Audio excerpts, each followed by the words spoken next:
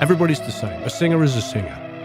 They're just as demanding, whether they're Steven Tyler, love you, Steven, but it doesn't matter if it's Steven Tyler or, Steve from down the street. Everybody, they're singers, and they want their mix to be perfect. And they want to be inspired, and that's just the way it is.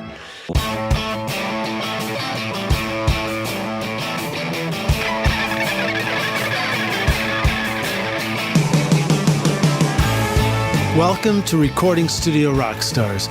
I'm Lid Shaw, and this is the podcast created to help you become a rock star of the recording studio.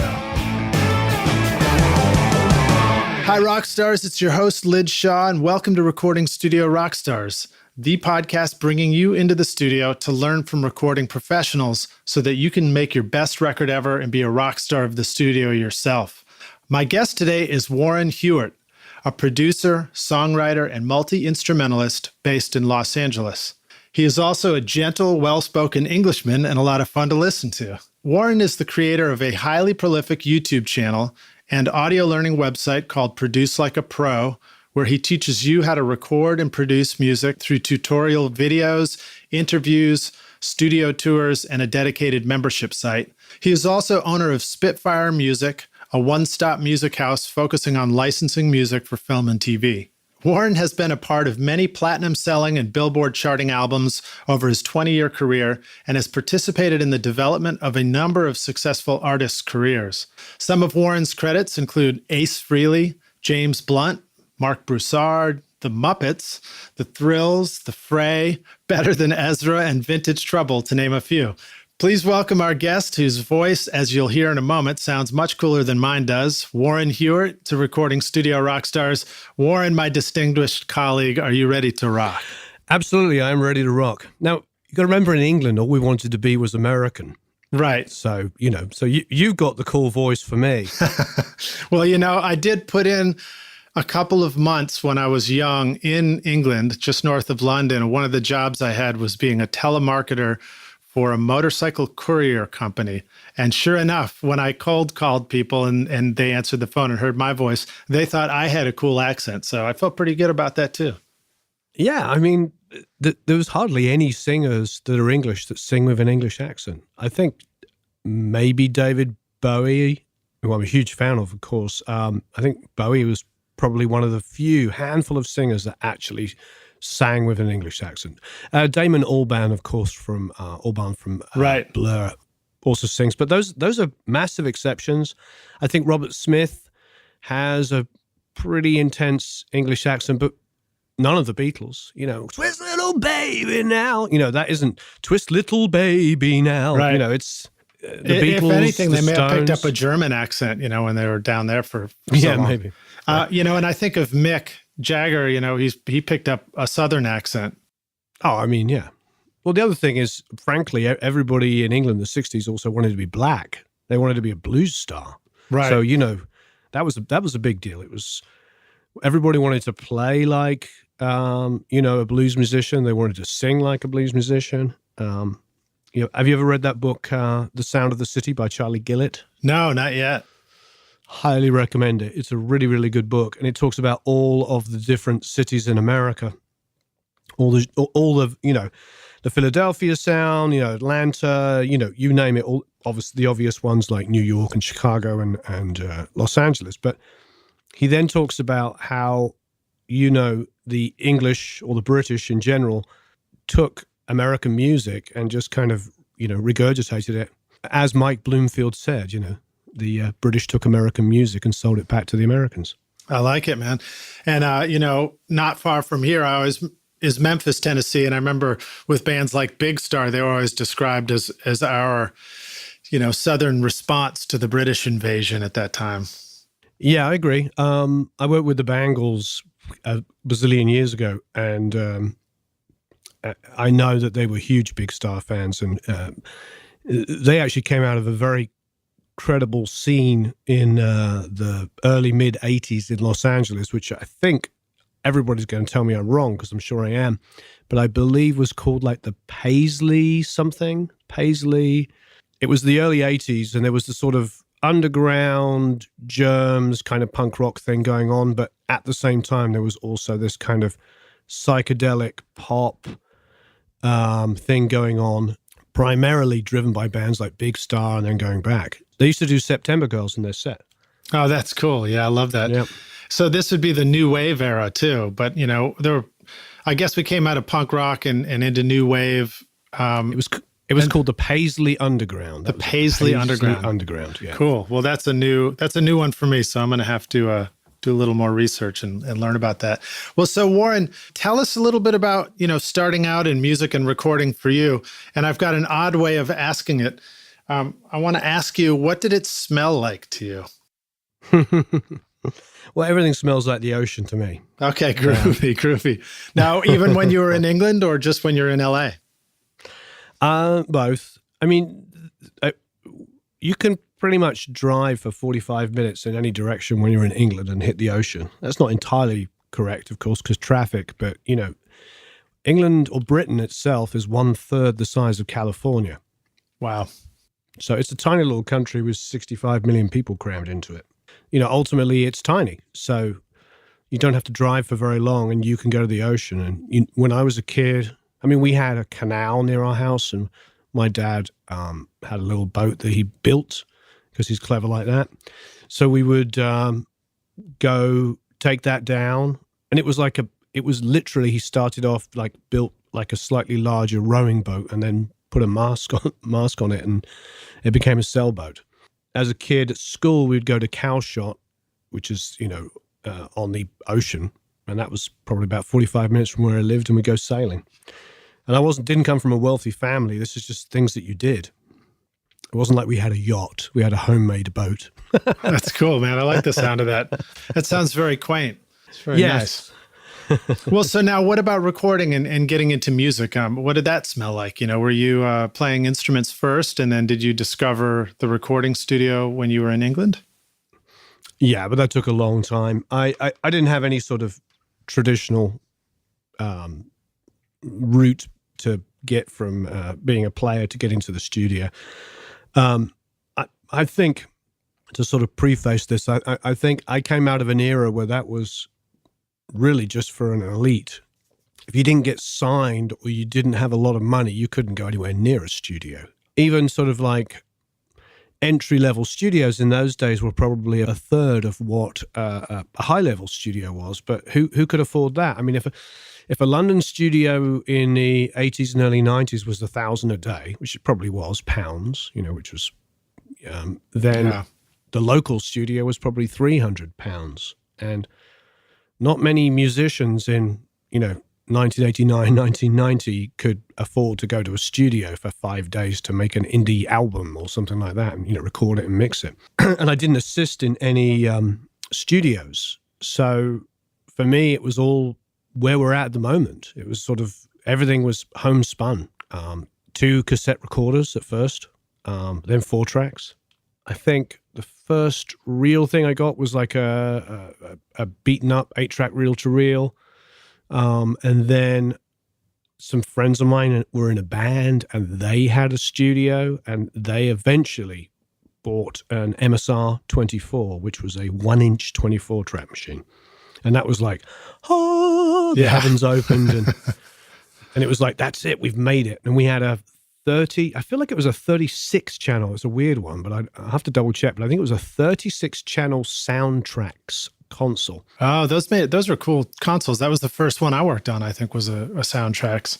Yeah, it was a good console. It was before they went really tiny and like the Topaz, which came later, which I also had one of. But this was like probably I'm going to guess late 70s, 80s, early 80s kind of console. It was old then.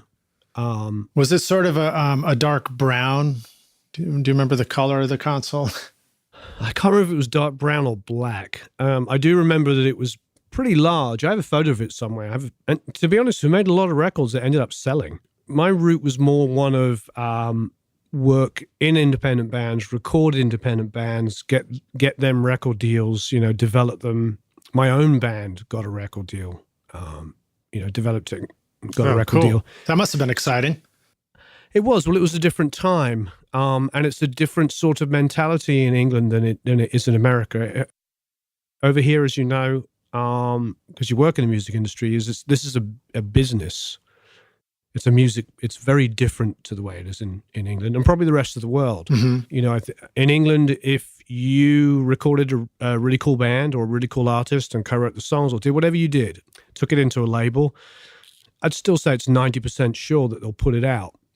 Over here, they'll be like, that's really great. We should give it to blah, blah, blah to recut, and this guy will remix it, and that guy will replay everything. Yeah. It's a business over here. Yeah, indeed. Well, one of the things that you mentioned that rings so true with me is the 2 cassettes. So that was also my first introduction to recording songs and, DIY studios.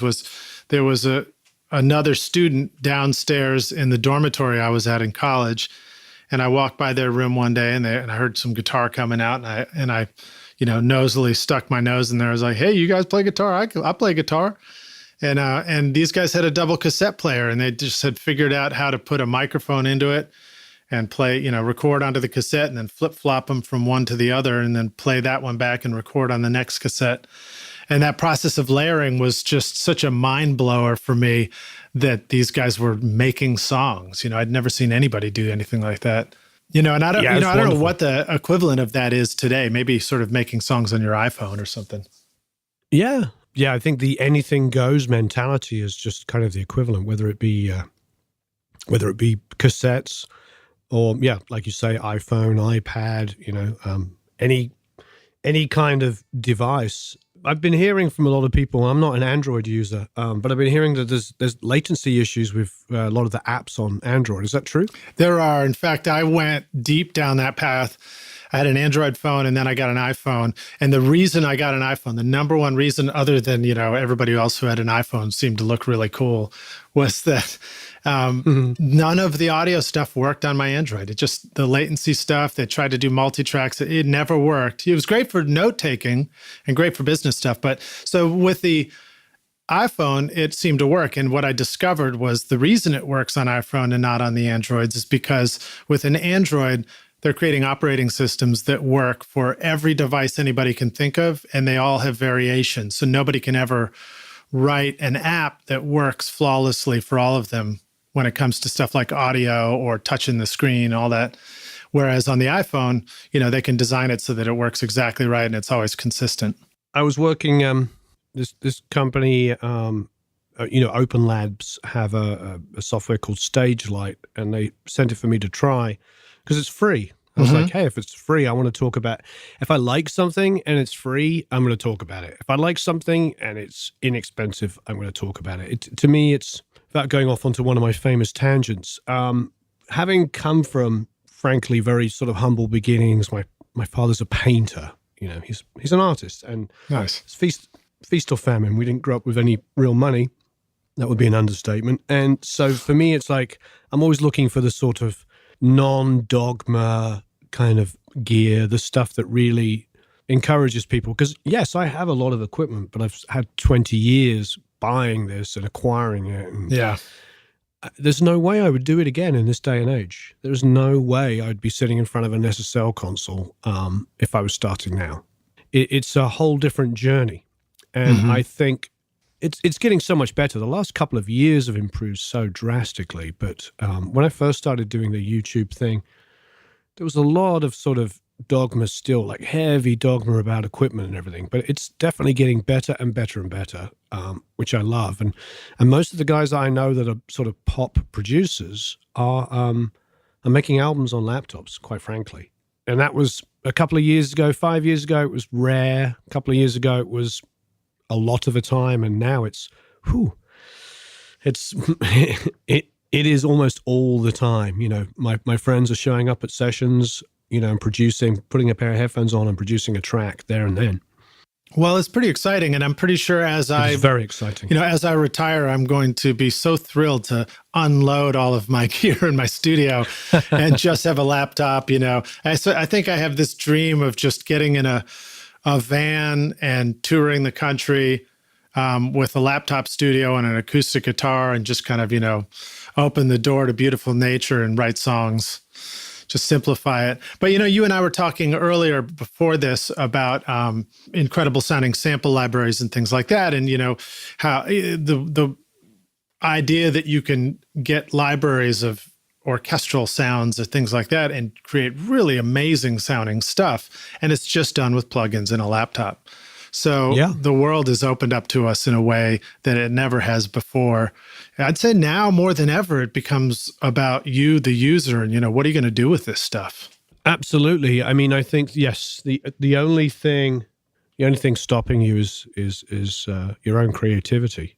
I do think there's something to be said for acquired knowledge and going through stuff. And then there's also something to be said for, the objectivity that you get from jumping in kind of feet first as well. Yeah. Head first.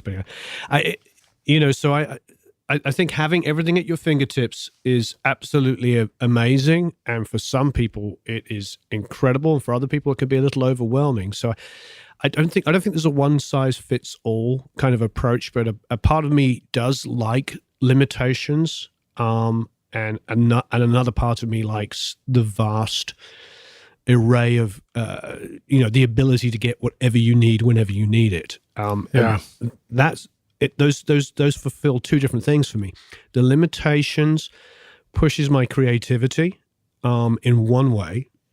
And because it makes me think, I've only got an acoustic guitar and a vocal, so what can I do with this acoustic guitar? Or only got a piano, or only got whatever it might be, 4 instruments, 3 instruments. But then, of course, it can be just as fulfilled where I'm like, wow, I really would like to retrack this song, but orchestrally, or as a dance track, or as a, whatever it might be. So that also is great. So I think it's really a combination of both ways of thinking. Well, a simple sort of aha moment for me was back when I was in school and I was studying architecture before I decided to take the path of music. And we were studying the Bauhaus School of Design, which was a German design school, famous architecture and art design coming from there. But we were just focusing on poster design. So a simple poster, a rectangle shape, and you've got to get your message across on it. And these amazing designs would do simple things like, hey, what if we take the text and, blow it up big and push it outside the limits of the poster?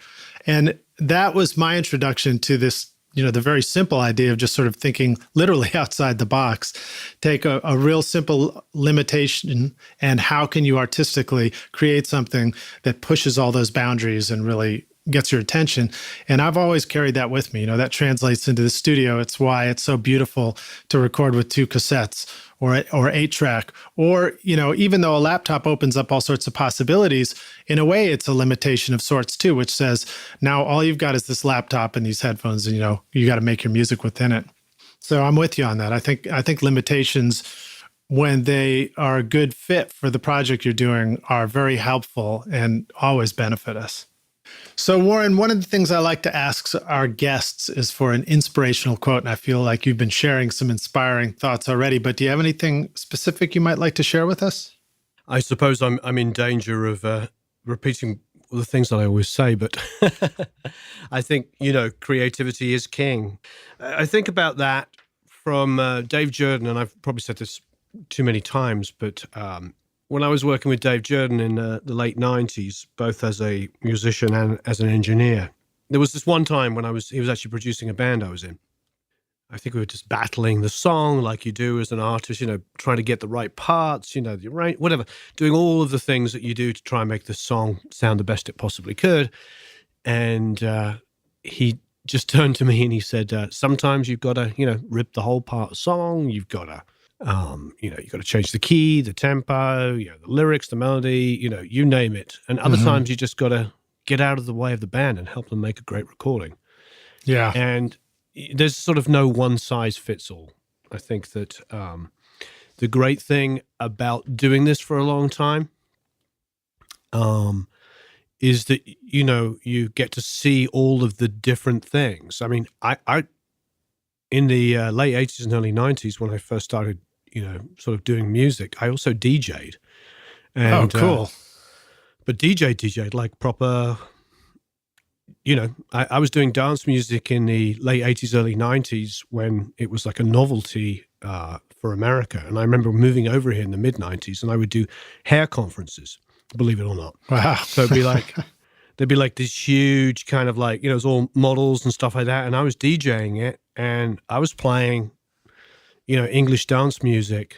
Some of it was like 5-10 years old. And people were like, wow, this is so cutting edge, Yeah. But, in 95, 96, there was no dance scene, not like there is now. But my point is like when I got success as a producer and an engineer with bands like the Fray and stuff like that in the mid 2000s, 2004, 2005, people saw me as like, oh, you're the guy that does the piano pop stuff.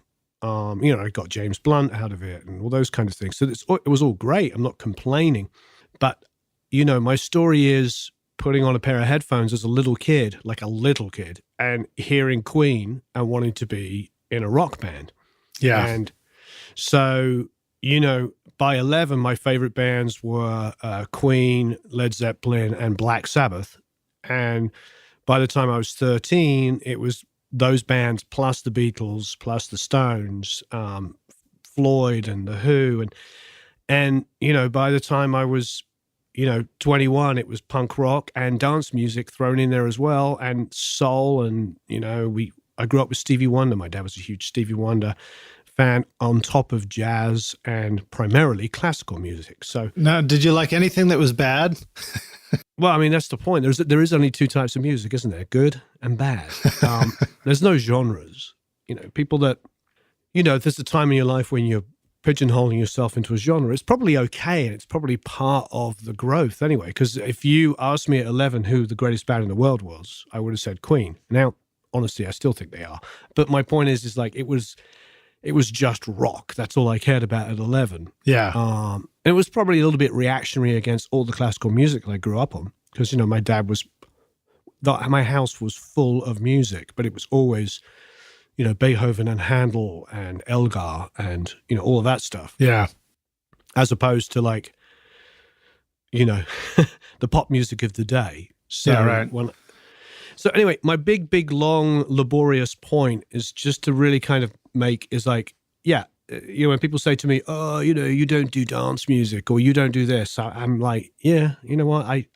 I used to have ADATs in the early 90s, and I would sync sequencers through SMPTE, and I was like doing dance music in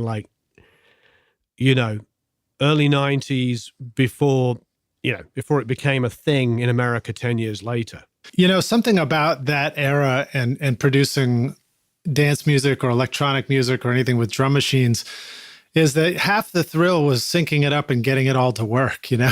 It's one of the reasons maybe why that music was so simple a lot of times in the production, because if you could just get the beat to lock up with something and get a groove, and boy, if you had some loops that were lined up and they sounded pretty good together, it was exciting times.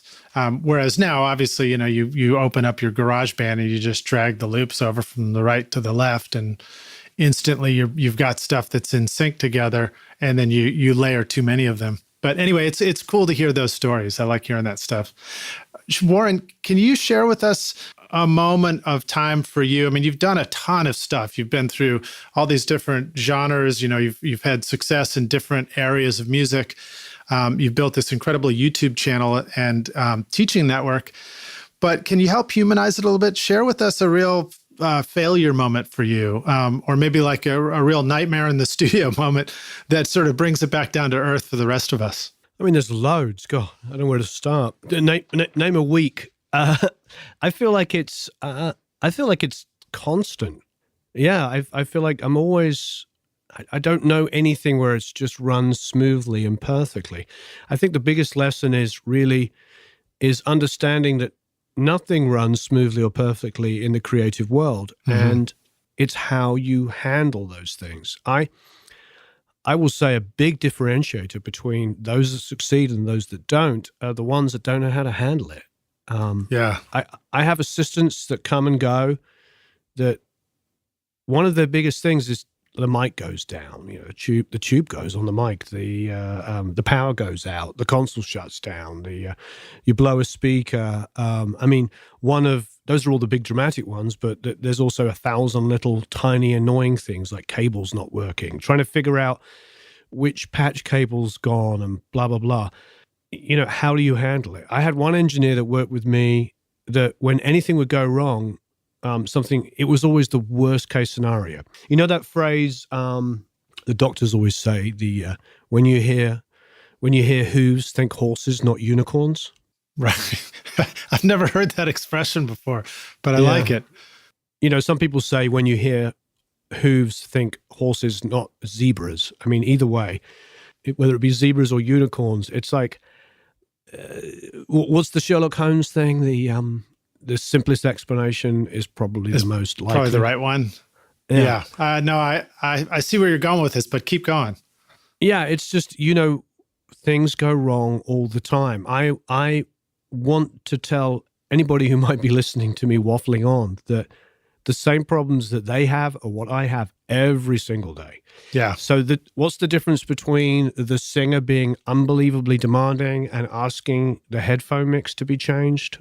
Nothing. I get that whether it's the local singer or the world's most successful singer. And I've worked with everybody from A to Z as far as like success and names and all that stuff. And everybody's the same. A singer is a singer. They're just as demanding, whether they're Steven Tyler, love you, Steven, but it doesn't matter if it's Steven Tyler or, Steve from down the street. Everybody, they're singers and they want their mix to be perfect and they want to be inspired. And that's just the way it is. Now, having said that, we're talking about the Paisley Underground movement a second ago. When I worked with Susanna Hoffs, I remember, I'll tell you this story. It's kind of fun. I had a studio in an overhang. No, what it was like an archway between two buildings, and it wasn't soundproofed. And that would be an understatement. It was right against like a main street, and I had this local band in, and I was doing vocals. And while we were doing vocals, a car drove past and maybe honked his horn like, meep. And bear in mind, this is 99, I think, or 2000. And the singer said to me afterwards, he goes, I can't believe this. This is not a professional environment, blah, blah, blah, blah, blah. And, you need to be soundproofing. Bear in mind, this guy was probably at best paying me $15, maybe $20 an hour. Right. It's always the worst that complain the loudest, Mm-hmm. So, I think I was making $150 a day at that point, and happy to be making $150 a day. So this guy's like ripping my head off about how unprofessional I was because, you could hear the car noise. And I remember it was flash forward to a couple of months later, same environment. And this time I am tracking a vocal with Susanna Hoffs, who had sold, a bazillion records and had been massively successful. And I had worked with them in a rehearsal studio, and they had said to me, oh, can you record our demos? And I was like, of course, yeah, no problem, Yeah. At that point, I was terrified, Right. And anyway, we were doing a vocal, and she was singing like the bridge, and it was getting super quiet, and this truck outside started backing up. So the truck is backing up as she's like, singing this beautiful, pretty vocal, and she's a great singer. And we get to the end of the song, and she just bursts into laughter like it's the funniest thing ever. Yeah. And I just remember thinking to myself, there's two lessons to be learned from this. Is like, shit happens. That's number one. Shit happens. And, I'm embarrassed or whatever. In both situations, I was embarrassed. But the artist taught me so much. The artist taught me, like, shit happens. Like, whatever, it's like, and no disrespect, but I've never heard of that artist again that was, right. so upset. And so you sort of learn by osmosis. The mistakes are all the things you learn. In fact, every story you could pull out of me probably involves some kind of mistake, some kind of thing breaking, something blowing up. Those are the stories that I remember most, and they're the ones that I learn the most from.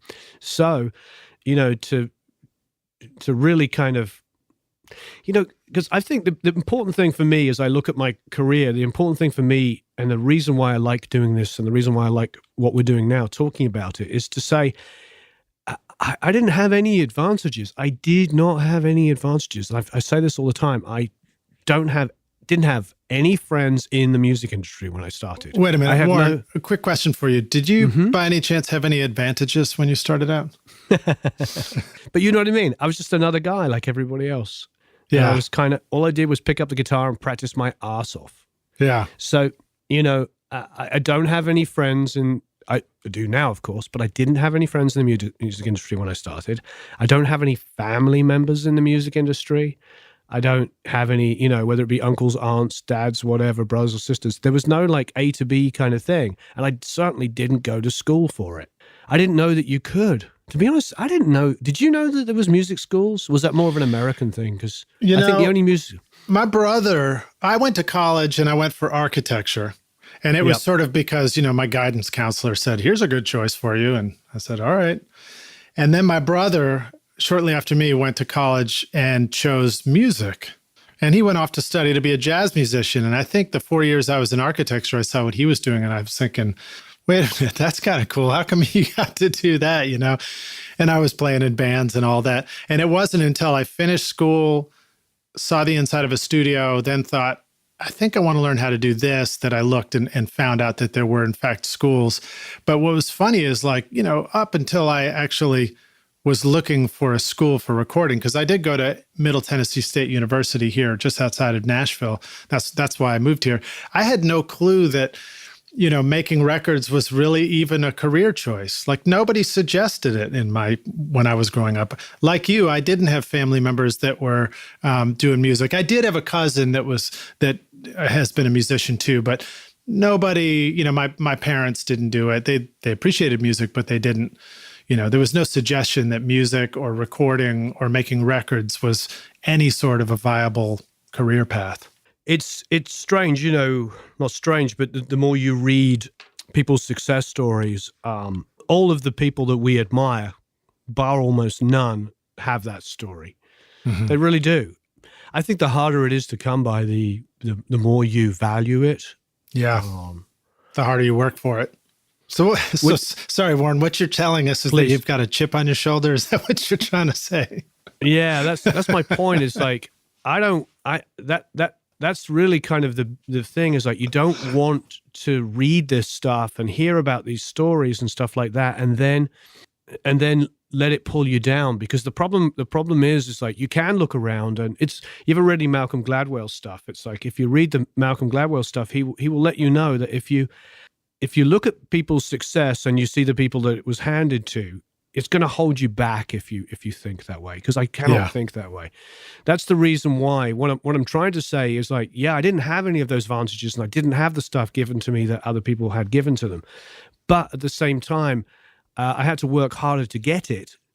But it makes me appreciate it more, and it makes me look at the outliers and really want to sort of like embrace that. And I think that that's what I'm trying to tell people. It's like, I don't believe there's any such thing as luck. What's the phrase about luck? It's no, I think it's when hard work and opportunity meet. I recently I can't be too specific, but I had the licensing company, and I had a huge opportunity come for a theme tune for a big show. And I put it around a couple of writers that I work with, and I had to like force them to do the work.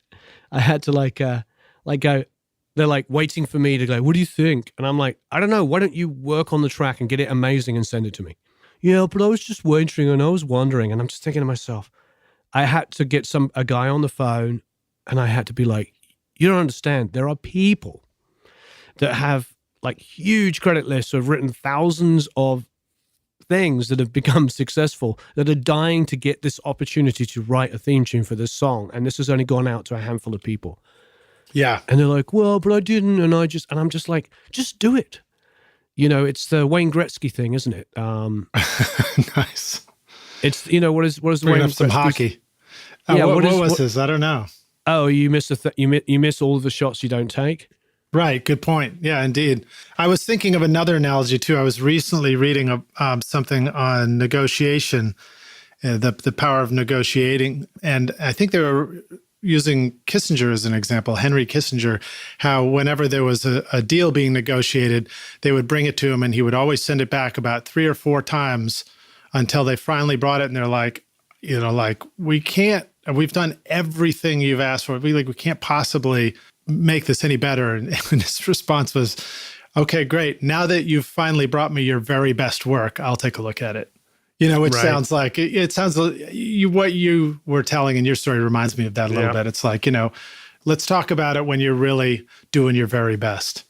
You've got to suit up and show up in these opportunities. And my thing is the anti-chip on the shoulder. It's like, you've got to lose that. And because the great thing about Gladwell is when you read it, remember in Outliers, he talks about all of the big techie guys, and he goes, Wozniak, Jobs, Gates, all grew up in the same area, all as little kids, like 11, 12, 13, went to this university that was basically inventing, and I'm going to get this all wrong, by the way. So for the experts out there, please, I'm not an expert, I'm just paraphrasing, so excuse me.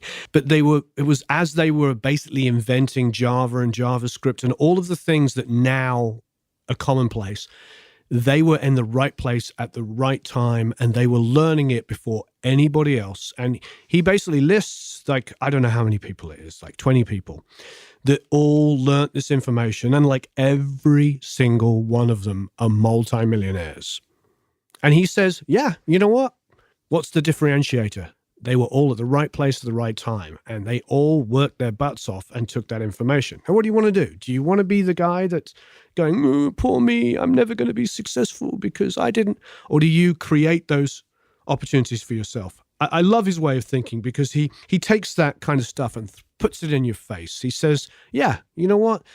For every John Lennon, I can't think of a particular singer, but there is an artist that, Dad bought them their first Les Paul Custom when they were 9 years old. Right. There is. I grew up in an area where there was a lot of kids like that. Yeah. But you know what? All of those kids, every single one of them doesn't do music. Not one of them does music. Well, it's what you said. It's about luck being when hard work and opportunity meet. So in Outliers, they describe the opportunity as presenting itself, but it's the ones that really want to put in the hard work that, see the success with it. One thing that I remember that sticks out is the Beatles, by the time they had made their first album, had played more shows or more hours live than you two have done in their whole career. It sticks out so much. Fascinating. Because they were doing those 12-hour shifts for 3 months at a time. Yeah, that stuff is so valuable. I see an example of that right here in Nashville, because we have Broadway, which is the tourist strip right downtown. And there are, if you walk down the street, you're going to hear doors open on either side of the street 7 days a week from 9 in the morning till midnight, with music and a live band pouring out, because there are all these bands that play in every single club, and they're doing country covers, they're doing top 40 covers, all kinds of stuff. It's mostly covers. It's not necessarily where you go to introduce your original music, but what an incredible opportunity as a musician to just, if I was starting over and doing this again and just wanted to play guitar, I'd go down there and I'd try and get a gig in every single band I could and just play for years down there. I think you'd become an incredible musician. It's kind of a catch-22 though, because the reality is that most of us, at least in my case, and I think, most people are going to be, not most people, a lot of people are going to be listening to this, are going to be in a town or village in the middle of nowhere. And there isn't that. And that's one of the biggest email questions I get is like, there are no bands where I live. There are no musicians. And I completely understand. I did grow up in a musical town. There wasn't like, a massive, vibrant live scene, but there was lots of people in my age group at that time that played music. People loved music, and they still do love music. They There's different ways to make it these days. But the great thing is we have the online world. So if you are a producer, engineer, mixer, musician, songwriter, whatever it is you do in music, singer, just make music, get it out there, connect with people. I'm glad you brought that up because that's something that I've asked a lot of my guests, and not everybody always has a great answer for it, but it sounds like something that you've been thinking about. What are some ways that you've seen somebody who's in the middle of nowhere be able to connect? I think if you're mixing, for example, there are certainly opportunities through Produce Like a Pro, for example, where you can get access to multi-tracks and do your mixing and practice it and learn and contribute it back and get feedback. What other ways as far as creating music too? Where are some places that you see real potential for people to collaborate in music creation with other people? Well, I mean, you hit the nail on the head. The reason why I started that website was to have to build a properly supportive community, because there's a lot of communities on the internet, as you know. I just wanted to get away from the sort of one-upping kind of communities out there where they're like, "You're doing it wrong, bruh. You're not using the Q9174 that doesn't have the frequency response and the phase shift at the." I just wanted to get away from that stuff because we all know, when us as musical fanatics, and I'm sure most of your listeners have read or read either books, go online, love all the stories of how Beatles records were made and all the terrible mistakes they made that led to these incredible, things. And you get the Beatles multi-tracks and you pull it up, and in the background you hear of like different things going in and out of phase, and weird frequencies being boosted, and like who cares? That's the QF34972C exactly. falling apart live during the session. Exactly. It's like, so the great thing of having a sort of community like the Produce Like a Pro community, it stemmed from the videos. I ran the videos for like a year and a half before I even launched the online side. And what I love about it is all of the guys and girls in there, and there's a great mix of people. They're all just trying to help each other. And so that's good for that. But outside of that community, there are ways of doing it. It's really a case of, interaction. I mean, I would say everybody these days is their own little mini entrepreneur.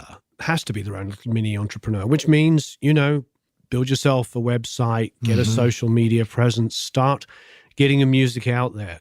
And don't be afraid to be, what is that? There's a couple of those. Don't be afraid to suck is a good one. But also don't just sort of realize that we're all just trying to get validation as human beings and help each other. But also don't be scared off when people get negative, because I find that when somebody leaves a negative comment on one of my videos, I have to take a deep breath and realize that, that they are probably or possibly isolated from everything else and they don't see the big picture. And when I start communicating with them and listening to them, I find that they are as valid as I am, if not more so, and they just need to be heard. Yeah. So, karma, treat people the way that you want to be treated. If somebody contacts me, I'm not perfect. Emails fall through the crack. I get hundreds of them a day. Comments fall through the crack. I try to respond to as many as possible. But the point is like, and I want to respond to that, I know you were joking about the chip on your shoulder, but no, I'm anti that like 10,000 times. It's like, I try my darndest to respond to everything. And because I know that journey. I know that journey of banging your head against a brick wall and having to do, having to practice and get better than everybody else to get noticed. I feel a responsibility when you have success to help others. I think it is really, really important. Yeah. I don't like, if there is a chip part of it, the one part I don't like is I don't like the elitism. I hate the elitism. I hate that world we had in the mid-90s where the same 5 or 6 people made every frickin' record and they all sounded the same. And we can all agree on that. They just all did. It seemed like every major label record sounded like the same band. And the message was that this is the way that you make the right record and the other ways are bullshit. It became about the commerce. And there's nothing wrong with commerce. Of course there isn't. What is it? The Dr. John quote. Dr. John said, commerciability. The commerciability. And, there he is, Dr. John, one of the most credible artists ever. And it's like, he got it. It's like, how do I do something which is credible and is artistically true, but is also, something that somebody would want to listen to, let alone buy. Right. So, it's getting that balance. I strongly believe in the balance because the greatest bands, the Beatles and Zeppelin and Floyd and Queen and all of those bands that have sold millions and millions of albums and did both. They did great art and great music and songs that you can sing. So there's definitely validity in both areas of the pure pop, and there's definitely validity in listening to Metal Machine music by Lou Reed of just I don't mind the extremes. And Bowie's one of my favorite artists, and Bowie did Low and Lodger, and he did plenty of things that were dark and non-pop.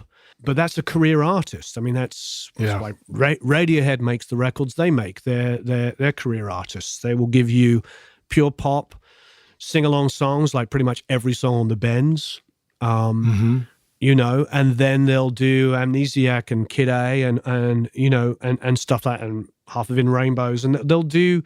But that's great art meets great music, and we all strive for that. When you can pull it all together. It's so the bottom line is like, grow your sense of community, give back, treat people the way you want to be treated. If you go online and you're going through some stuff and you hear something you like, tell somebody you like it. You know what? Leave a comment, leave a like, this is really cool, and look past the recording quality. If it's an amazing song and it's recorded with an iPhone, and it's an amazing song, leave a comment. You don't have to, but, I would leave a comment like, this is an amazing song. Yeah. And then don't go, but, if you'd used a Q179. that dreaded Q179. Well, so a couple of other takeaways, too. I love, your suggestion to treat other people the way that you want to be treated. I'm pretty sure there was a guy with long hair and a beard who wore a robe that used to say that too, 2,000 years ago. Yeah, I heard that as well. And then the other takeaway is advice I was actually just giving to a young intern here just yesterday, which is, you have to go out there and sort of tell your own story. That's a big shift now that exists in the 2010s that wasn't there in the 90s or was a lot harder to do. But you can create a website. You can let the world know who you are. You can create some sort of content creation to communicate with the world. And it's something that you've done, obviously, with your YouTube channel, but it's something that every individual songwriter, producer, engineer, mixer can do from their own home studio in the middle of nowhere too, just by consistently creating and sharing, So I agree in 100%. Well, so Warren, we're about to take a break here for a second, then come back in for the jam session, but I wanted to ask you a couple of geek out questions before we do. Please. You've answered some of them already peripherally in these other discussions, but let me jump to this one about recording and mixing drums. Let's just geek out on that for a sec. You've made some great videos where you talk about ways to get your drums to sound great. Would you like to share with us a couple of takeaways for the rock stars about recording and mixing drums that really sound great? Yeah, when I was in England, I worked with my friends over at their sort of homemade put together studio, and I remember I talked about this the other day, so I excuse anybody that's heard this, but this engineer came in and he came in with two 87s that he had with him. So he had these two nice condensers, and trust me, 87s are an expensive mic now, but then it was like, like this sort of, oh my, what is this? A pair of Neumanns. I don't think I'd seen a Neumann at that point. So he came in with a pair of 87s. We had a D12, I believe, and 57, like everybody else. And he puts the D12 on the kick and the 57 on the snare, and then puts a pair of overheads and measures them to the center of the snare so they're in phase of each other, and then proceeds to get the best drum sound I'd ever heard. And I was like, oh, what's going on? He's like, oh yeah, he's like, I saw your studio, I saw it was a small room, didn't think it would make any sense to bring in tons of mics. So here it is. This is the drum sound. And I remember for about goodness knows how long, maybe a couple of years afterwards, I didn't change anything of the setup.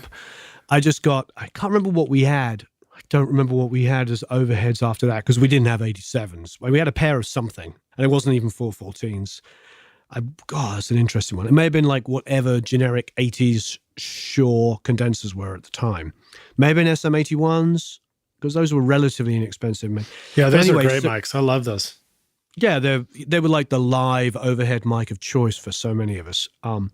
Anyway, so my point is, it was like one of the biggest learning experiences. And there's a guy, is it Dave Mattox? Yeah, Dave Mattox, the drummer, was a big session player in the 70s. And he tells a great story, which sort of reinforces what I'm talking about here on drums, is that he was doing an album with Glyn Johns in mid-70s. And they all came in to listen to playback. And he said to Glyn Johns, he's like, Glyn, my cymbals are a bit loud in the mix. And Glyn goes, you know what? You're right.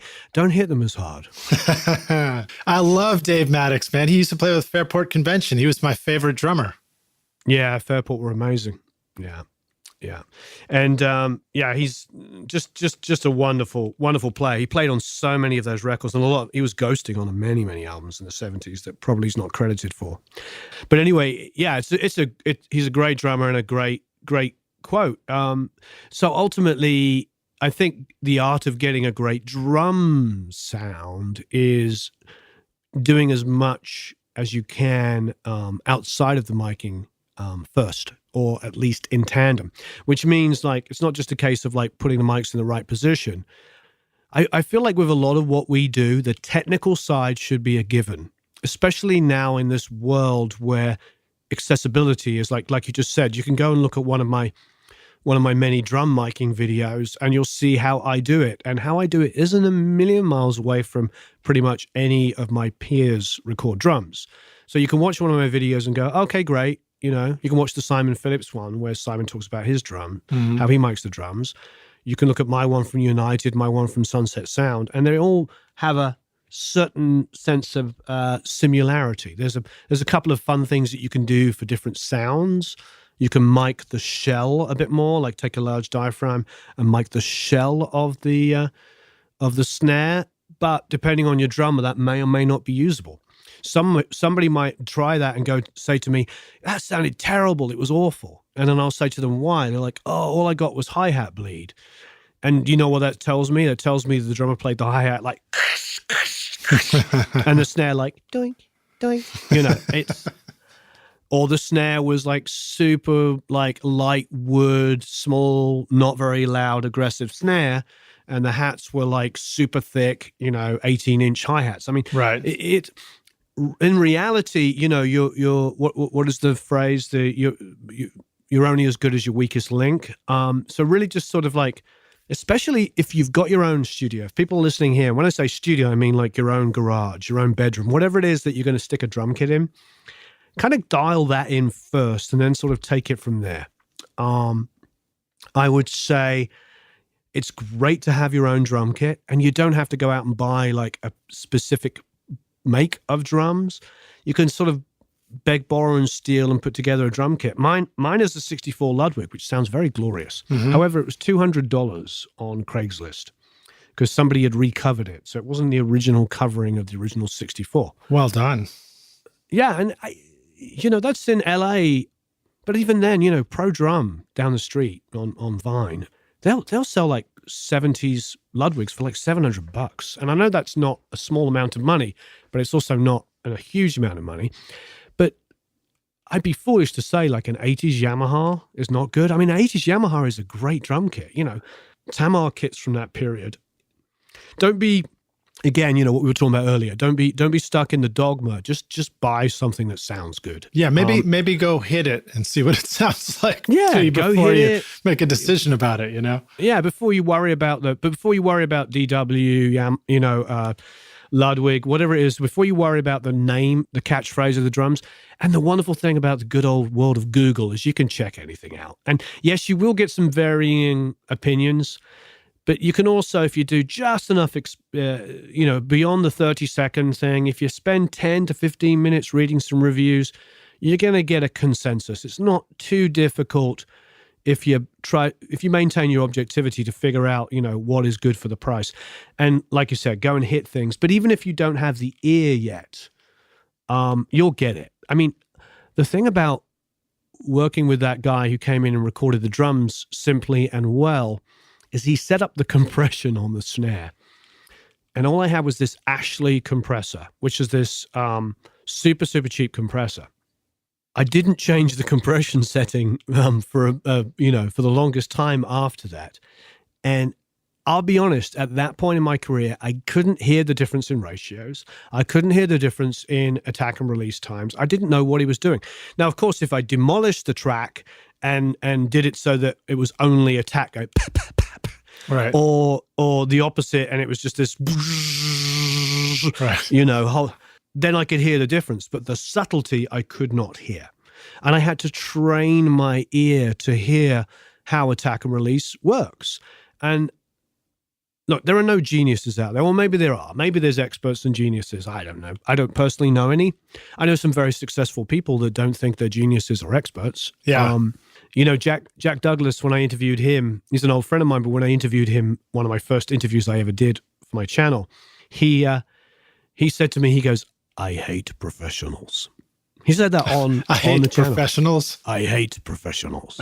He goes, when they were in New York in the late 60s, making, little records by artists like John Lennon and then in the 70s, he made New York Dolls, Patti Smith, and of course Aerosmith and Cheap Trick records. When he was making all those records, all of the engineers there, like him and Shelley and Roy Cicala, of course, all of the best guys. I mean, Jimmy Iovine came up under Jack, was his assistant. Jack credits, so much of his development to that period. And he was like, all those engineers, all these world-class, Grammy-winning, nominated, whatever, engineers would joke about it. The professionals were the ones that would come in and tell them they're doing it wrong. They were the professionals. Right. And they were just making it up as they went. There was this real... And it's interesting, on one of my many famous tangents, growing up in England and the scene of the late 70s and early 80s, which was one of the most vibrant scenes in England since the 60s. For me, it's like super vibrant time. The punk rock, the new wave stuff was all us trying to be New York. That's all we were trying to do. We were just trying to make the records and sound like the bands that Jack was producing. Mm-hmm. Every band wanted to be Patti Smith, Velvet Underground, or New York Dolls kind of mixed together. Interesting. With a bit of the Ramones. I mean, that's all it was. It just wanted to be, and you had your own vibrant scene out here, of course, with the Talking Heads and Blondie and all of those great bands. Yeah. That's all we wanted to be. We just wanted to be American again. So when we gave you Duran Duran, Spandau Ballet, the Smiths, and everything else, that was just us trying to be you.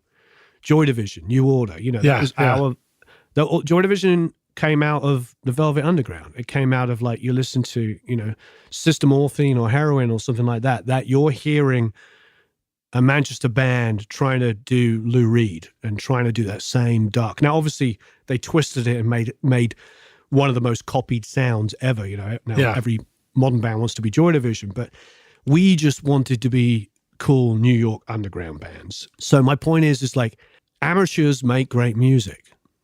They do. People that don't have a dogma and aren't fixed to one idea, who don't know, who aren't experts, who aren't professionals, they're the ones that we all aspire to be, because they're the ones that are breaking down the barriers. And then in 1989, my band in St. Louis with a bunch of acoustic guitars, and I was playing fiddle, we were covering Joy Division, Love Will Tear Us Apart. So we're trying to bring it back again to the Midwest, for twang and alt country. I did the same thing, my friend. I all I wanted to do was, I wanted to be the Bauhaus meets Joy Division, and it's back to that whole story about the diversity, about, all music's great and just choosing what you love. And I'd started off with classical music and then Queen and then heavy rock. And then, the Beatles. And then I ended up, in my teens being into super, Joy Division, darker, much, much darker music. And I'm glad I had all that stuff. Oh, yeah, for sure. Well, so, hey, Warren, we're going to take a break here for a sec. But before we do, the last question I wanted to ask you about drums is, I know for me, a typical struggle is recording a big drum kit, trying to go for a big sound, and then I put the guitars on and I go into mix and things are starting to get really kind of loud. And that's the point at which I discover that the snare is somehow doesn't have that excitement that is needed for a big track. Are there any directions that people might need to know about as far as, you might want to start with a metal snare versus a wood snare, or, does everybody need to just make sure they've got a Black Beauty handy or something like that? Any tips about making sure that your snare is sort of exciting by the time you get to mix? Yeah, you touched on a bunch of different things there. For me, I'm friends with Ross Garfield, and, he's the drum doctor. And we were talking about this recently, and he says that his most recorded snare, bearing in mind, he did the drums from anything from like Nevermind to, Tom Petty's biggest records, Wildflowers and stuff like that. He said the one that he gets asked for mainly is a Black Beauty. So that kind of underscores what you were just talking about there. However, for me, that's the 90s snare. Mm-hmm. The snare that I most love and I use 99% of the time is a supraphonic. That to me is a little bit more useful. Now, we can have drummers listen to this and they can all disagree with me, and that's absolutely fine. Please disagree with me. But a supraphonic is to me my favorite snare. I mean, that's what you would consider. It's like the Ringo, the Stones, early Bonham. That's the snare people were using. It became the Black Beauty and then became very prevalent in the 90s because people wanted just a little bit more aggression out of the snare. So to touch on what you're saying, if you want a more aggressive sound, you can definitely start with that sort of, that brass kind of sounding Black Beauty. However, the snare I've had the most love with has been my supraphonic. That's How to Save a Life by the Fray. That snare sound, that's a supraphonic. The whole of the last Aerosmith record, maybe except for one track, was my supraphonic. As much as Joey would throw up all these different snares, that ended up being the snare. The tracks that I cut on Ace's last two records, I ended up cutting like 3 or 4 songs on both records, were done in my little studio with the supraphonic. It's been that same snare. Any record, when I cut the drums on James Blunt, that same supraphonic. It's just like, I can make it, I can detune it, and I can use it and get that kind of puffy jet snare, that kind of snare. Right. Or I can tune it up and get some more aggressive stuff out of it. But the other thing I like about it, between you and me, is it's very forgiving with drummers. The thing about the Black Beauty is it is an amazing snare with a really good drummer. Mm-hmm. But there's something about that, it's just this extra projection and the potential ring that it has that doesn't always work with every drummer. For me, where a supraphonic you can pick up for, I don't know, you can pick up used ones for, beaten up ones like mine for like $100 or up to $250 used. I mean, mm-hmm. But if I was gun to my head to say one thing in all of drums that I personally would always bring to every session and always do, it's always that snare drum. And I've had Victor Indrizzo, I've had Blair Sinter, I've had all the different LA session players shoot out, and 75% of the time we end up with that crappy old beaten up snare. And I'm not one of those guys that is like, vintage, it's really important. Right. It's a 1971. I think it is a 71, but I think they've been, drummers will know, but I think they've been making that same snare the same way for time immemorial. It's not special by any means. It's not better than another particular snare drum of that ilk, of that period. It just really, it's the most one. That's the thing I would say. You're going to ask me what's the thing that I use on every drums that I like and always gets me the results, it's that. And I think having one of those in your arsenal is great. I have a Black Beauty and I also have an Acurolite as well. So I run the gamut with the with Ludwig, and I love Ludwig snares. But I usually just come back to that. It does the job. It's very forgiving with different drummers. And I think that's probably, as an engineer primarily, that's the kind of gear that you want. Gear that kind of, when you've got more money than sense and you can have, a 1073, a 312, a this pre, a that pre, great.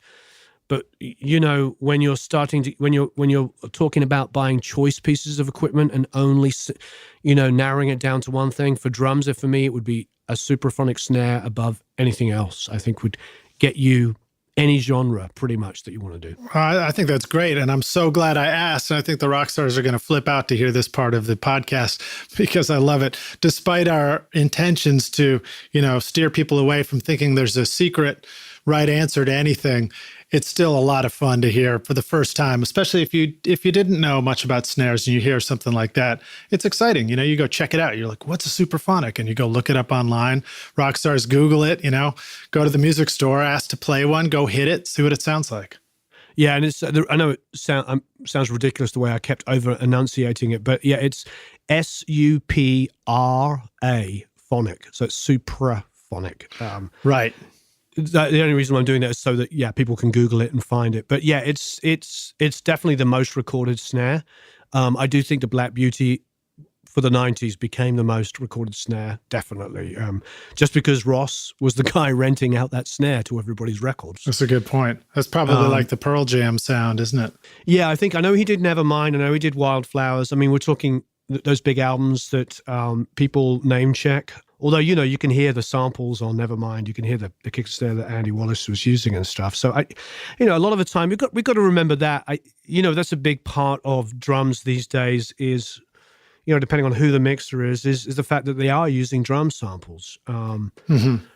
You listen to like the Black Album, for instance, one of the first big, heavy rock albums that was just like square waving out of the speakers, like massive, not close to what it is like now, but for the period when that record came out, I'm sure you remember, it was like, wow, this is loud, this is in your face. If you listen to that, the room ambience is at a different pitch to the snare. So you hear this kind of goink, but you hear this, you can tell that is you don't need the tracks to be broken down to hear that is a snare sample. And you hear that with that kick, that kind of gonk. That's just the one dynamic the whole time. I mean, it was really the sort of birth of that kind of big drum sound that was definitely sample laden.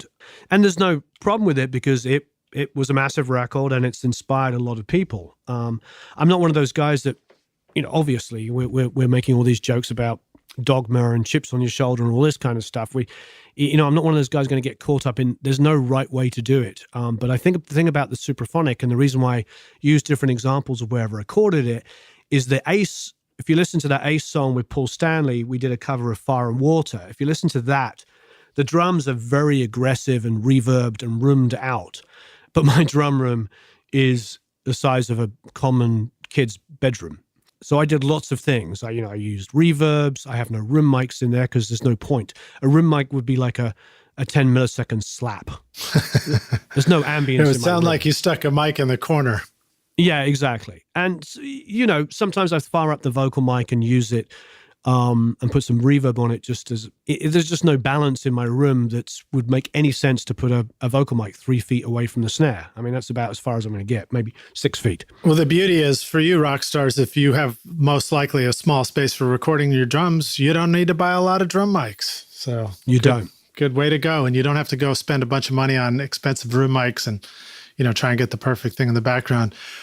My drum setup while we're on it is I've got the Lewitt drum package.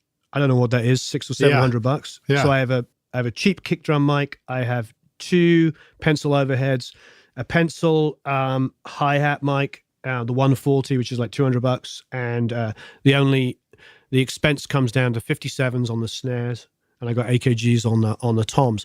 However, 99% of the time, the toms in a track are dit-doom, dit-boom, and they might appear twice or possibly 3 times in the song. So, if I didn't have an expensive tom mic, it wouldn't be the end of the world for that 3 moments that you hear a rack and a floor. So my point is like there's less than $1,000 worth of mics on there, and Shure make a drum package as well. Lewitt make one. Lots of people. Audio Technica make a good one. And I think they all do competitive ones at the $600-700, and God bless it. I mean that people do this, and you can make with some samples, with some reverb, whatever. If you want death metal drums, you can get it out of your little 64 Ludwig kit like I've got. Yeah, absolutely. Or Well, your 80s Tama? I'm a big fan of the Luet microphones. I use them myself, and Good. I have the drum pack and love the way it sounds. Another thing for the tom mics is it's a great insight how rarely the tom actually makes an appearance in a song. Now, sometimes you're riding it through a section, and that's a little different. But Sure. one of the first mics I got great tom sounds with was just the Octava MK12. So it was a very inexpensive pencil I love that condenser mic. mic, right? And it sounds terrible when somebody crashes a cymbal next to it. But because we live in the world of Pro Tools, you just trim those out, and you just have it where the drum hits. And it was Absolutely. easy to get big sounds. Well, so Rockstars, we're going to take a break here and then we'll come back in for the jam session. Before we do, I want to remind you that you can find links to all the stuff we're talking about. I'll have a link straight over to Produce Like a Pro for you. It's in the show notes for the podcast. You can find those at rsrockstars.com and then just use the search magnifying glass and type in Warren or Huart, Huart. Or if you're on your iPhone or your podcast app on your mobile phone, just click through and there should be a link right there you can click with your finger. We'll see you guys in just a moment for the jam session. Hey everybody, it's Lid Shaw, and I want to thank you so much for listening to this episode of Recording Studio Rockstars. I really appreciate you, and I really appreciate your time. And as a way of saying thank you, I've created a special mix tutorial just for you, Rockstars, totally free, called the Mix Master Bundle.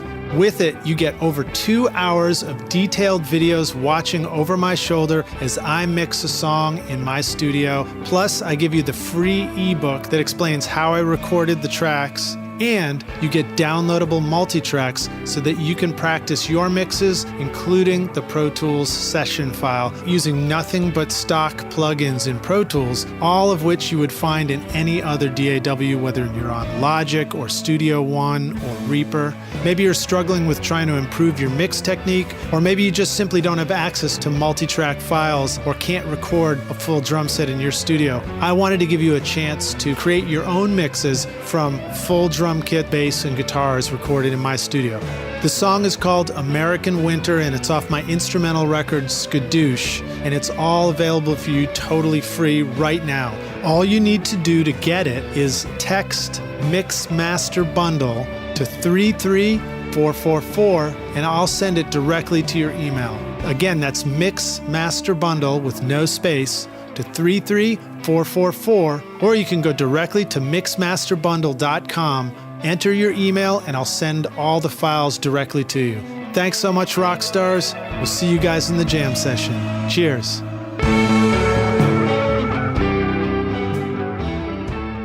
Warren, when you were starting out in recording and music, what was one of the big obstacles that was holding you back?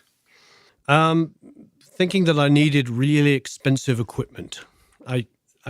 I just sort of, obviously I started, with a couple of cassette players, 4 tracks, all that kind of stuff. And I think I didn't really think anybody would take me seriously unless I was making, albums, quality stuff right from the get-go. And I'm so glad that I persevered, because I see a lot of people stopping. And I could have quite easily have never done anything in music, because that was an overwhelming fear of mine. Do you find that people who are starting out today, in your communication with people through your YouTube channel, that people are still balking at that same fear that they don't have the right stuff? Or does everybody sort of understand that anything's good to go now? No, people are still, the main questions I get are really basic, and I appreciate people asking.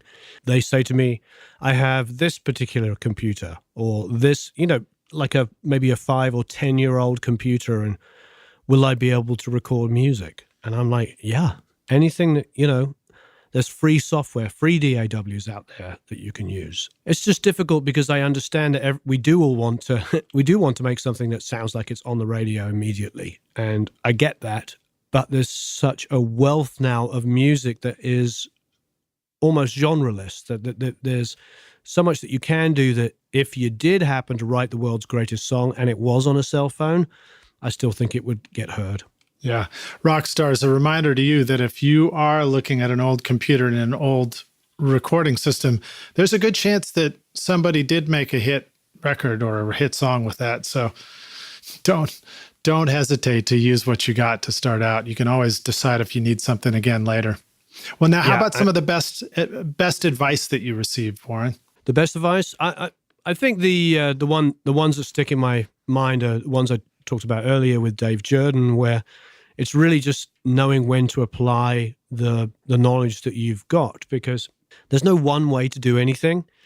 And one of the things that we were joking about and talking about for the 90s was the fact that there was sort of this one-size-fits-all idea to a production. And like there was all these bands that sounded like the same band, which was never prevalent in the 70s. There was 70s rock bands. And yeah, early Aerosmith, you could tell they were huge Zeppelin fans, and they went out of their way to try. But there's no way you could put a Zeppelin record on or an Aerosmith record and they sound even close. Yeah. Do they sound like they have the same influences? Heck yes. They both came from blues. I mean, that's where it came from. But Sabbath and Zeppelin both put out records in the late 60s and early 70s, and they share nothing in common except for the fact that they both listen to blues. Yeah, good idea. So I think for me, it's just sort of the best advice I got was not to sort of just have a template musically about how you make music. Know when to use your tools. And the other thing I remember Dave said to me is he leant over to his SSL and he twisted the knob on the SSL and he goes, anybody can do this. You just have to know when to stop. Yeah. Or when to not stop and keep going. All right, now how about sharing with our listeners a recording tip, hack, or secret sauce, something that the rock stars could use today on their next session? Interesting. God, there's too many. A hack. Maybe something for vocals? Yeah, vocals what came in mind, but I'll tell you what the biggest thing I learned as a global thing from working with Aerosmith was Steven Tyler goes with his gut, and his first idea is what he sticks with. So we got a track playing, and they've been working on a guitar riff or whatever, and he'll go, give me a mic. And he's intense, and he's insanely talented, obviously. So we either hand him a mic, a handheld 57, or if we were in a vocal world, the vocal booth would be literally running out to the vocal mic and go into the track. And you go into the track, and he's like, and he'll just scat and do his thing. Mm-hmm.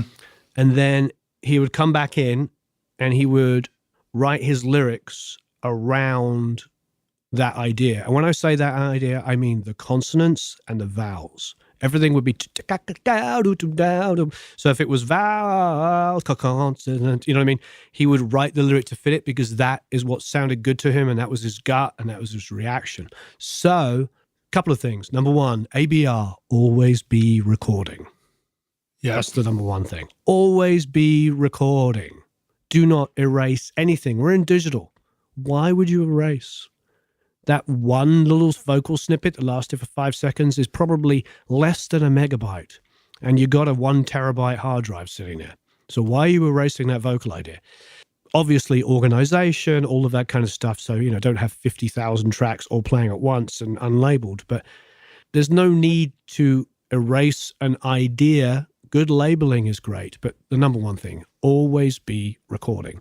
Yeah. Because if I didn't have that ability to give him a 57 and put down an idea or for him to write, whatever it might be, it could be lost forever because when the inspiration strikes, you've just got to be ready to go. So always be recording and be ready for anything. The definition of luck again, right?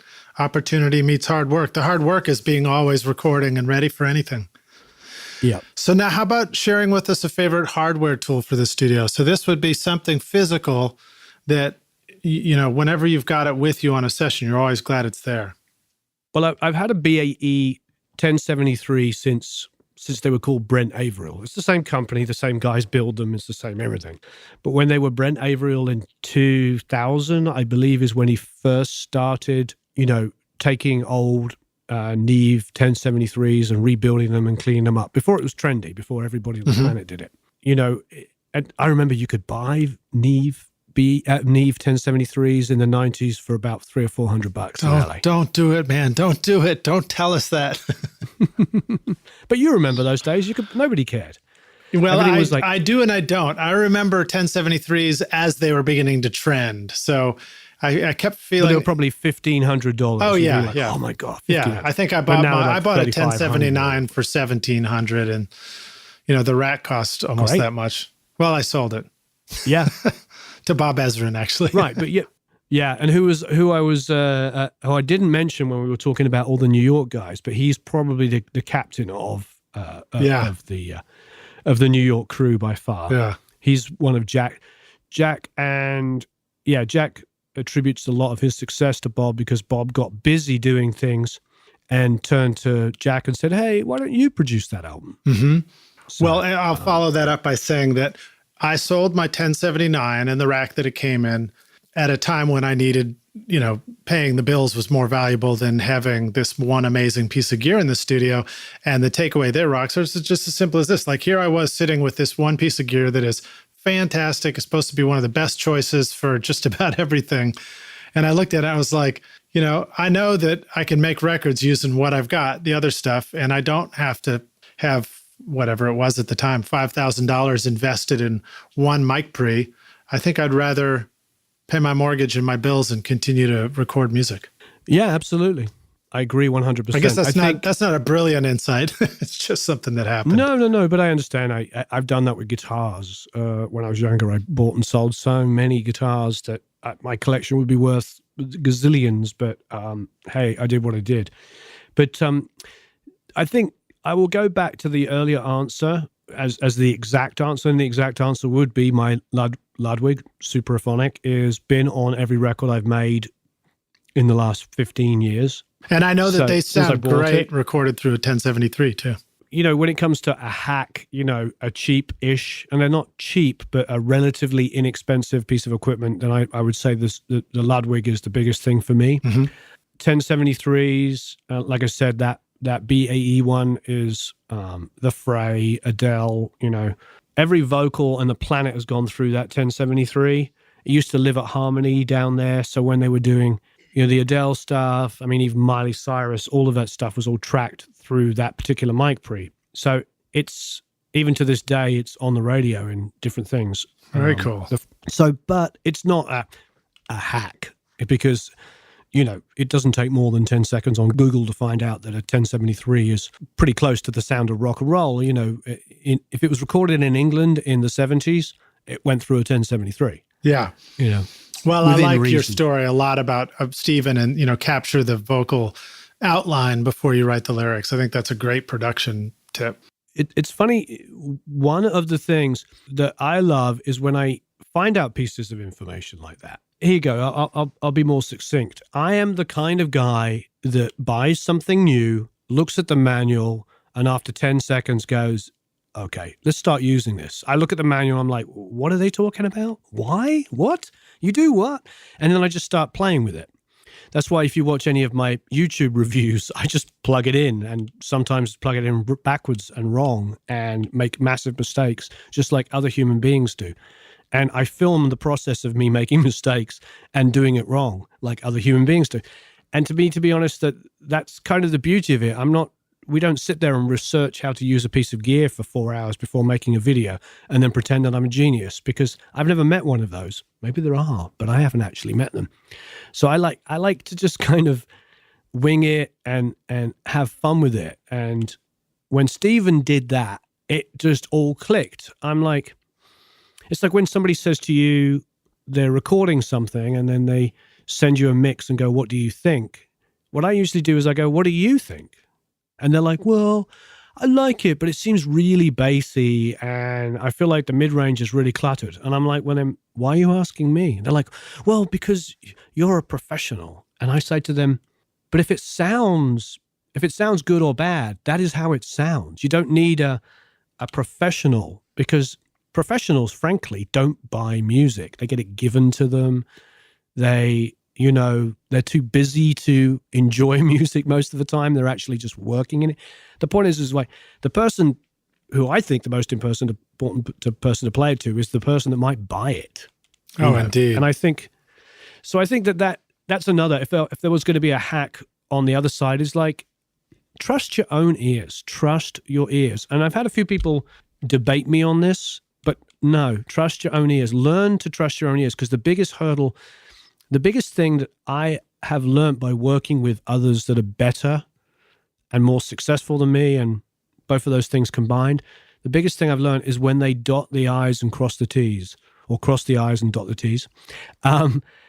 When I hear them say something like, oh, yeah, that explains it. When Stephen did that, and it was only 2011, 2012, when I learned that from him. It was only a few years ago. And I'm in my 40s, so it's not something I learned as a teenager. When he did that, it made everything make sense to me. It was like, oh, yeah, that's the reason why this was good and that was good. It's the reason why when we cut the drums on How to Save a Life, it was such a massive song, and people loved that drum sound and that drum groove. You know why? Because Ben, the drummer, flew in at 11 in the morning, drove or got a car or whatever, a cab to my studio before they were successful, and played the drums on a crappy kit that I had available, which was a 24-inch Rogers kick drum with my Ludwig Supraphonic, 2 crash cymbals as hi-hats, and a ride and no toms. And we recorded it through my TAC Scorpion with some API mic pre's, some 312s, and my 11073 was probably on something. I don't remember what it was on, sorry. I could probably go back through notes and figure it out. And I recorded it. He left. His flight was back at 3 p.m., so he left like after an hour of us doing like 3 or 4 drum takes. We did a quick comp, like, oh, verse 1 sounds good on this take, verse 2 sounds good from that take, and we'll put them into take 3. And then we took that hard drive and drove over to Mark Ender, who was a Scream, which was probably 15 minutes away, and gave him the files, and he dropped it into the mix that he had already done for the album, because the drums on the album were recorded with hot rods, and it just didn't sound very good. Mm-hmm. It sounded dull and small, and we didn't want it to be rock, but we wanted it to be just a little bit more aggressive, just so it had a chance to be on the radio. And then that song downloaded like 4 million copies within like the first 3 months, and at one point was the most downloaded song of all time. Now, wow. Obviously, it's probably been.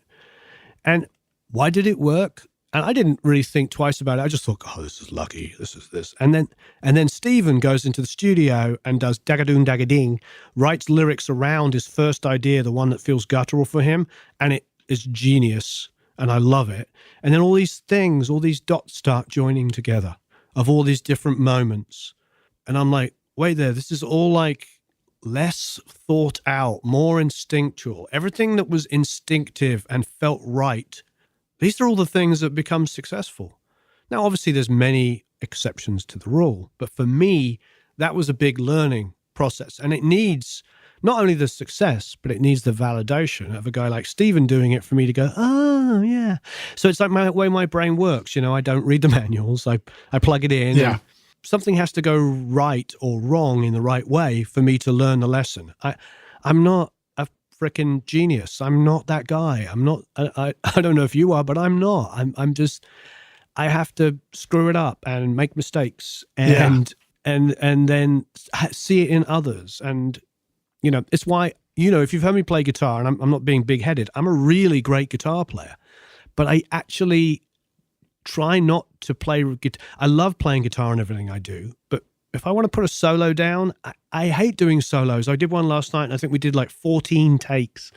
But if I'd gone to Tim Pierce, I probably would have loved his first take. And my first take may have been great, but I don't have the objectivity in myself to do that. Oh, I totally understand. When I made my record, Skadoosh, it was just an instrumental one. I every time I did an overdub, I just kept doing playlists, and I'd do 20, 25 of them before I was done. And then I just shut it down. Still no idea whether it was good until I came back later and comped through them. So I understand that frustration. I hear you talk about these takeaways from Steven Tyler and from your drum session. And it's sort of also a lack of preciousness, you know? They weren't precious about things. It was like, you know, let it be instinctual and quick. I use that analogy as well. That's actually a good one. I've been saying that one of the things that was one of the very first things I learned was not to be too precious about anything, because you write a song and it could be better, just rewrite it. Yeah, exactly. But I learned that from doing demos with people, because when you first start up and you're kind of one of many guys that could be doing the demos, you'll get artists going around the producer, engineer, local studio owners. I'm sure you've experienced this. They'll go around with the same 1, 2, 3, 4 songs, and they keep recutting them, thinking that, me or you or John or Fred or whoever is going to bring the magic to it. But they're so attached to that song. Yes, bad production can ruin a song. So speaking of not wanting to read the manual, can you tell us about a favorite software tool, something that you really enjoy using that maybe you didn't want to read the manual about? That I didn't want to read the manual about? I don't think I've read a manual on any software. Fair enough. How about some software that may be something recent that you discovered that's been pretty cool and exciting? We're gonna have a good laugh at myself here. We just got the VMS. So we got the VMS mic and we fired it up, and we didn't think at all. We didn't use any brain power in thinking this through. So we went vocal mic, preamp, and then we put the preamp, the 1073 simulation after it before going into the mic, thinking naively, oh yeah, there's probably, that because there's already a preamp on it, it's like going to simulate the 1073. Didn't even think twice about it. Then reviewed the mic. And the video's got loads of views. It's got like 20,000 views and 300-400 likes and comments, and it's doing really, really well. But there's half a dozen people that are going like, yeah, you should have put it round the other way. And Stephen texted me. Stephen Slate texted me and goes, hey, just saw the video, you did it round the wrong way. And I was like, oh yeah, it's so obvious. Yeah, it's really obvious. He's like, great. He's like, what do you want to do? And I was like, I want to leave it up and tell everybody I'm not an expert and I did it wrong. And he watched it and he goes, I don't care. Sounds really good. He goes, leave it up. It's really cool. And then another company, something did the same shootout. One of the problems is for them or other people that do it is that they tried very hard to do it so perfectly that it almost becomes, we were talking about this off mic earlier, weren't we? It's like when you do something out of the ordinary, it doesn't help people, I don't think. Right. I think if you go out of your way to do, this is my personal opinion, everybody. You could disagree with me. It's okay. It's a free country. World. It's a free, well, okay. Anyway. Yeah. But the point is like, if I was to try and do a scientific review of anything, let alone the VMS and like be in an anechoic chamber, there is no room reverberation in this chamber, and then put two mics up side by side. And it's like, first of all, you put two mics up side by side, one's going to be off axis. There's just nothing you can do about it.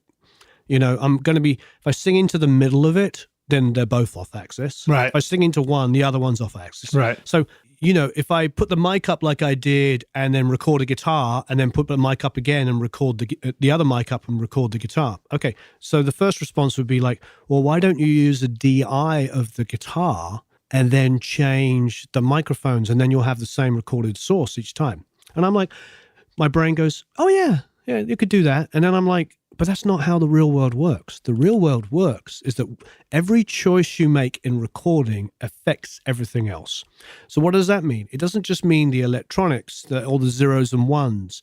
It means the performance of the musician. So when I put a different mic up, when I was doing ribbon mics, I went from the Mesanovic, which is the new mic, the new ribbon that's fantastic, to a Royer 121, which is one of the industry standard rock, I think probably one of the best rock microphones out there. Every other rock guy I know uses a combination of a Royer with a 57. And then the AEA, which I have as well and absolutely love. It's my favorite piano mic. It's sitting on my piano at the moment.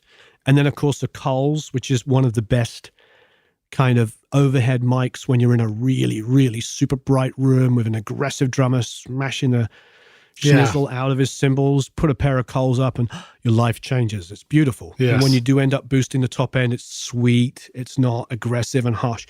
So all these four mics are wonderful microphones. Not one is better than the other. They all are industry, a brand new one, obviously the Mesanovic, but the other three are industry standards that we all love. And everybody was saying to me, well, why didn't you put a DI on through the amp on the guitar and then swap out the mics? I'm like, but that's not the real world. When I record guitar, I respond and play differently. It's like changing the speaker out. If I change the speaker out in the amp, oh yeah, it's like saying, well, that speaker's darker on the other one. Yeah, but that's not how you work. When you plug a guitar in, if you are going through a different kind of speaker and it is darker, you'll adjust the tone on the amp. Right, good point. So that's why you don't want to hear one voice through each mic possibility.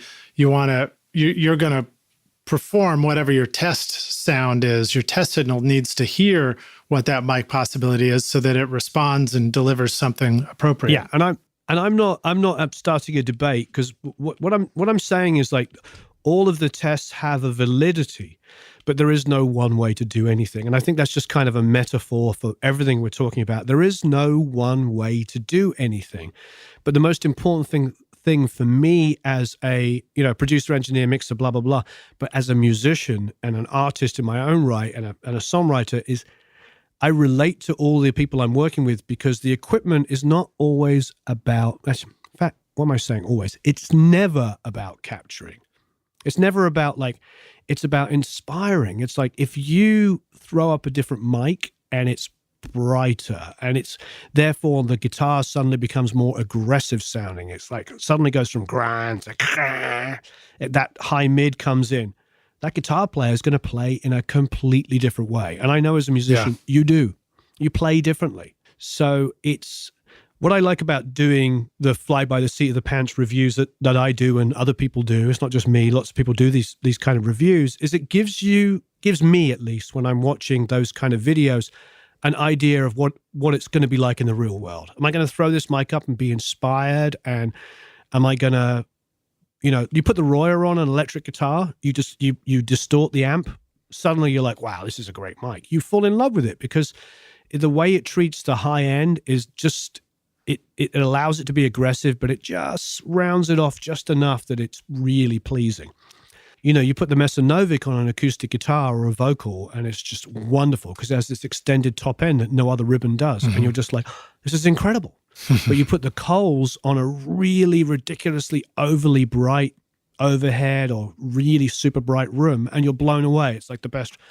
But not one of those ribbon mics is perfect for every situation. Right, indeed.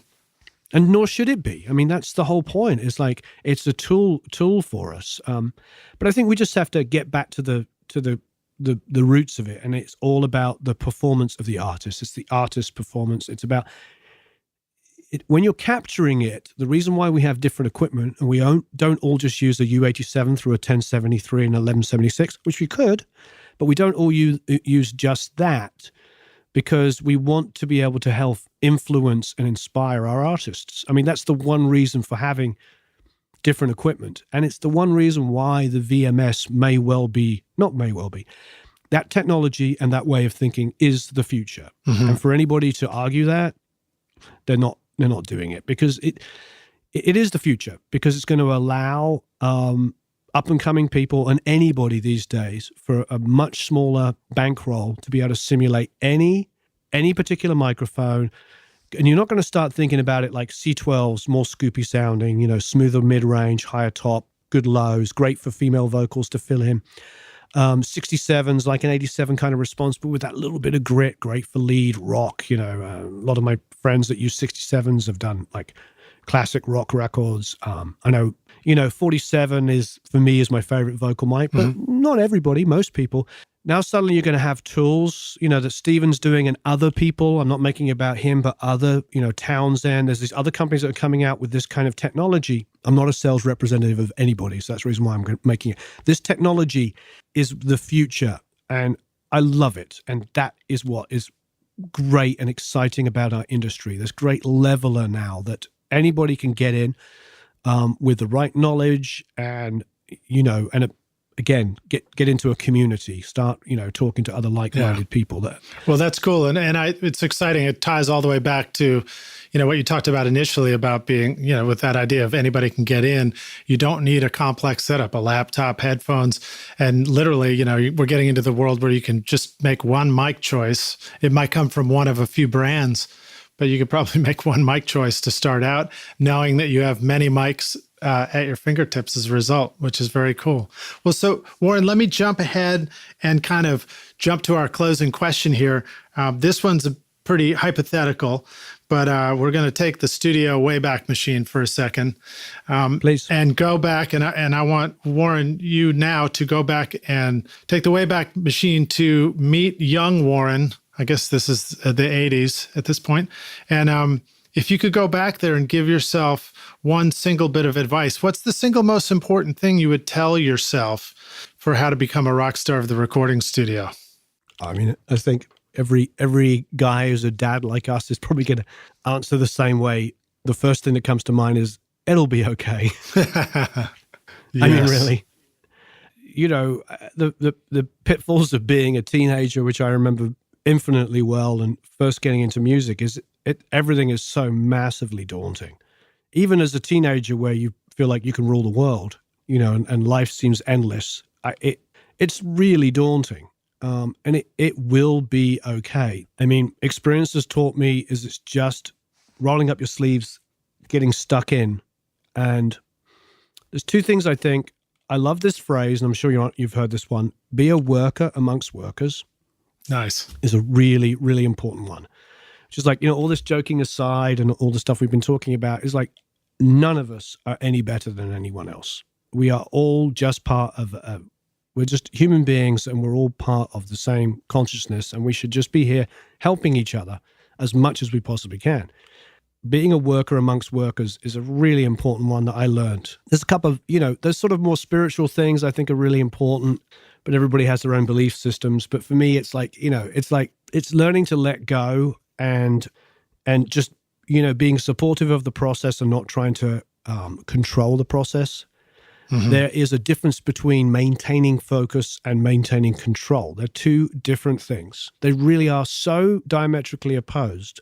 And that's the one thing I've learned is like controlling something is not keeping it focused. It's just controlling it is by nature making a recording the way that you want it to be. Or that you think you want it to be. Yeah. But keeping it focused is channeling the artist that you're working with's creative energy and directing it. Not controlling it, but directing it in the right areas. And I have learned, the biggest thing I've learned, here you go, here's the biggest thing. The biggest thing I've learned is stop the debating, because there are really stupid ideas in the studio, crazy ideas. There is the bass player who turns around and goes, hey, what happens if we did the blah, blah, blah, and changed the verse to a 12/8 and tempo changed it and changed the key and blah, blah, blah, all this kind of stuff. And you could do one of two things. You can sit there and have a full band meeting for an hour and a half. And I can tell you, I have seen that 50 times. You can have a massive discussion. You can take it personally. You can do all kinds of things. And this is the artist, the producer, the engineer, the mix, whatever. You can get involved in all of the negativity. Or, as Jack Douglas taught me, you can just throw up the mic and go and try it out quickly. I love it. And that version works so much better.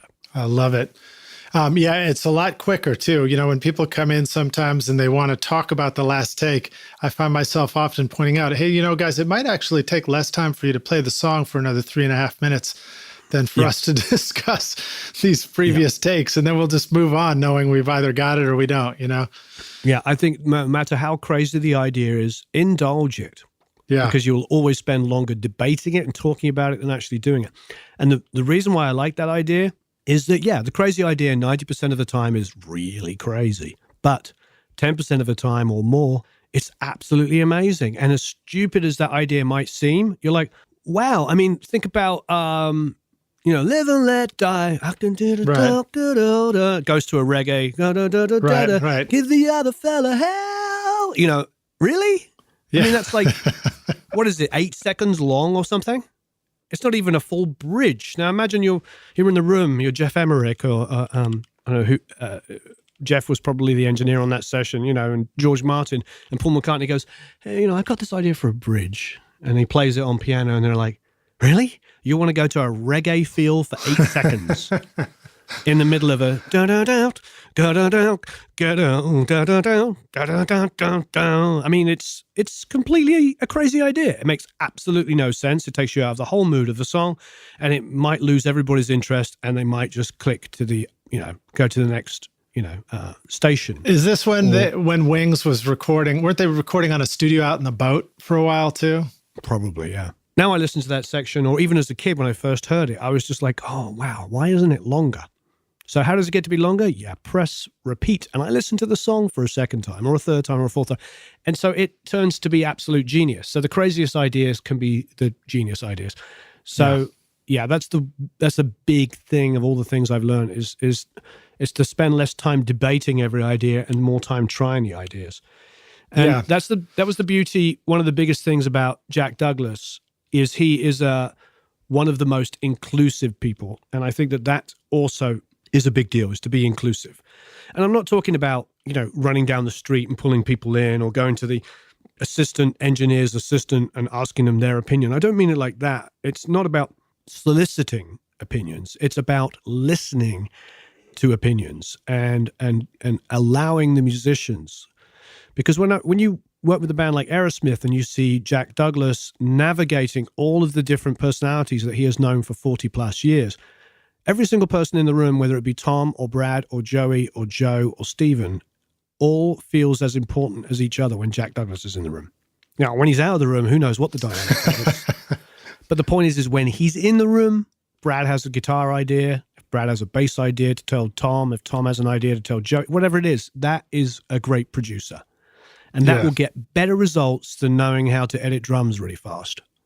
Yes. Because that's the technical side. That's going back to the thing we touched on briefly, talking about the technical over the creative. The creativity will trump the technical side a million times. When you have amazing musicians like Aerosmith or any band, specifically, any great rock band or any great band, when they've been together for many, many years and they have a chemistry and they're all very technically proficient at their instruments, your job is to really facilitate the creativity. And when you work with a guy like Jack, you see how that works. You see how he, like I said earlier, he makes everybody in the room feel equally important. That's his job, is a facilitator. He becomes the, if it was the Beatles, the fifth Beatle, That's wild. I think that's a great bit of advice to go out on too. I won't even say anything about it. You said it all, man. Yeah, just nurture the creativity. Yeah. Well, Warren, thank you again so much for joining us on Recording Studio Rockstars. I feel like we've been on quite a journey together. It's been through some awesome advice and stories, and it's really great to get to know you better and to hear your story and to really hear all these amazing stories you shared with us. Can you let our listeners know how they can find you and how they can learn more about what you're doing and check out Produce Like a Pro and all that? Yeah, absolutely. Thank you. Well, you can go to producelikeapro.com. You can sign up on the email list. You'll get a whole bunch of free goodies. You'll also get an opportunity to try out the 14-day free trial. And that's the community we were talking about. It's kind of our troll-less community. We make it all about being super supportive. I've been really blessed to watch people just grow so fast within there because everybody's only out to help each other. Otherwise, of course, you can go to Produce Like a Pro, the YouTube channel, and try that out. There's a lot of free stuff on there. It's only been going 2 years, but I think we're up to 272 videos. I think in 2 years. To me, there's a lot of amazing content online, and I just wanted to kind of pull as much of the information that I've learned and focus it, and just remind everybody that like we're talking about, there's no experts. This is creativity, so. Yeah, there's no experts. There's just all of us. Yeah, it's just all of us, yeah. There are a lot of self-proclaimed experts, but...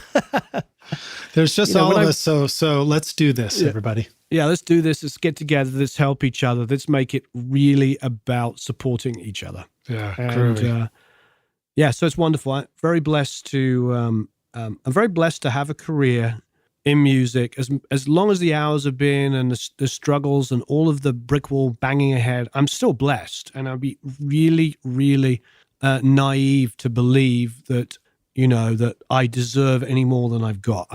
This is all just about really taking every opportunity I possibly could. And of course, I blew many of them, but I can just say, just stick at it and don't give up.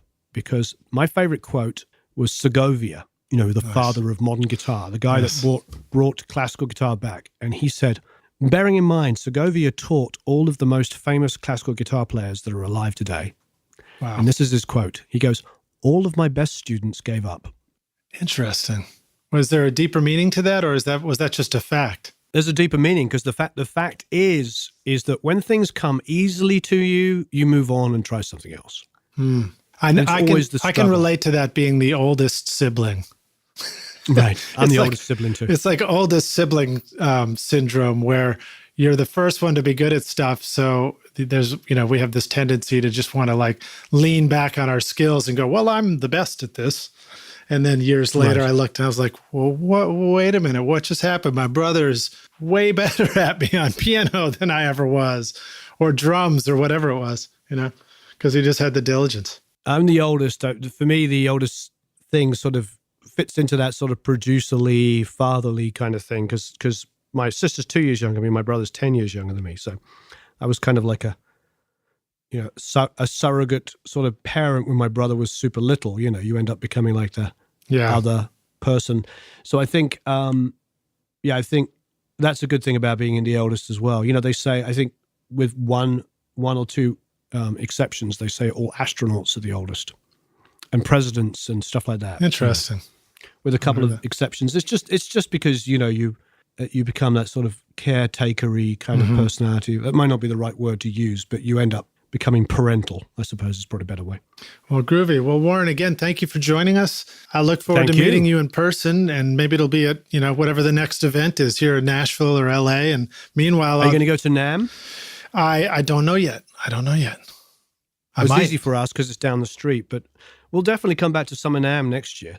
I think it was wonderful, and all of the people I know that didn't go all regretted it pretty quickly. Yeah. Because they heard the buzz around it was so big this year. They're like, oh, why didn't we go? Well, maybe I'm just brainstorming here, but maybe I can figure out a way to ask the rock stars to help me go to NAMM this winter. It'd be cool to go there and just shoot video with everybody and interview as many people as possible. So rock stars, do it. Maybe I'll do it. Maybe I'll put up a send me to NAMM button, or send us all to NAMM button. Groovy. Hey, thanks so much. Again, I'll see your smiling face on YouTube, I'm sure, sooner rather than later. All right, wonderful. Thank you, Lidge. All right, cheers. Thanks so much for listening to Recording Studio Rockstars. If you enjoyed the show and want to help make it better, please leave a rating and review on iTunes to help reach more people. You can click directly over to iTunes or go to recordingstudiorockstars.com/review for an easy explanation. And if you want more free content, all you have to do is text RS Rockstars to 33444. Again, that's RS Rockstars to 33444, and I'll keep you in the loop with articles, videos, and podcast updates. And I'll let you know about any upcoming giveaway offers, all totally free. Thanks for listening. I'm Lid Shaw, and this is Recording Studio Rockstars. Now, go make great music.